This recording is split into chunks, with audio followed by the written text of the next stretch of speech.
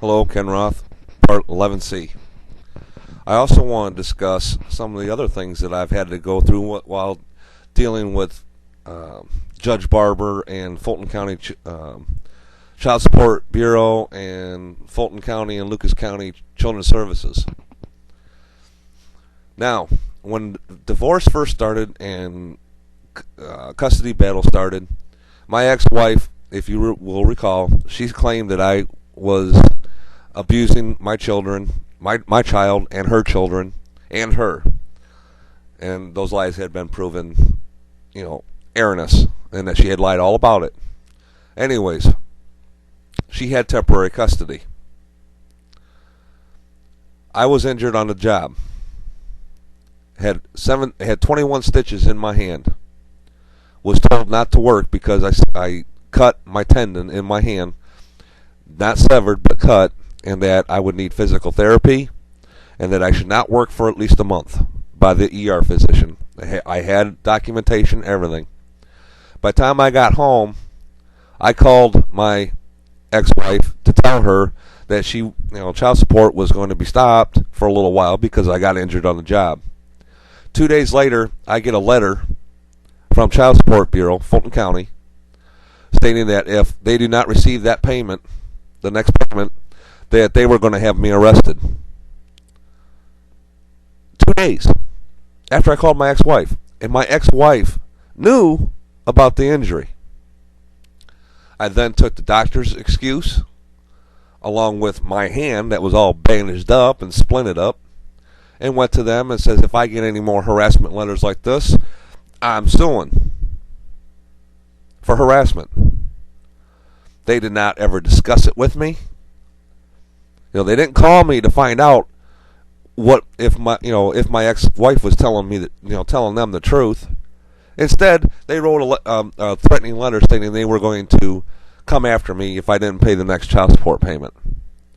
And what's really ironic about it is, after I did finally win custody, after my ex-wife got caught in so many doggone lies, my ex-wife stopped paying child support, and it took me 5 years and a threat of a lawsuit to get them off, Child Support Bureau and the Fulton County prosecutor to get off their asses to go after my ex-wife who now lived in Georgia and who hadn't paid for 5 years.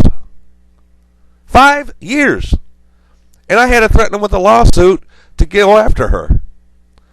And before, I hadn't even missed a payment, and they were threatening me with arrest. So that's the kind of crap I had to go through. The magistrate got all over my case, saying that before I became disabled, that I needed to switch different careers so I could make more, so my ex-wife wouldn't have to pay so much, even though she was just paying the bare minimum of $53 a month. Now you talk about discrimination? This is ridiculous.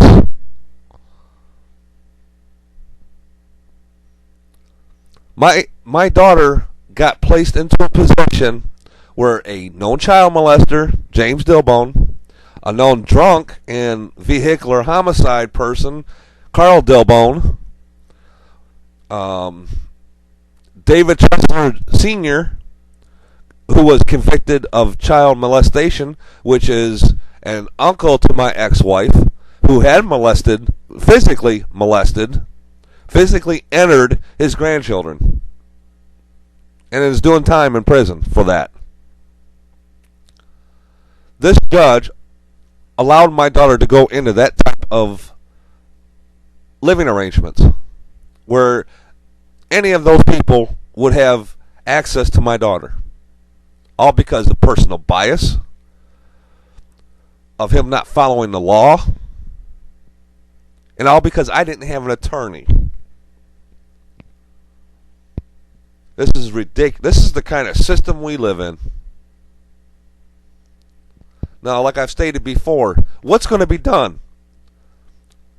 Who's going to, luckily I found someone that's going to expose all this.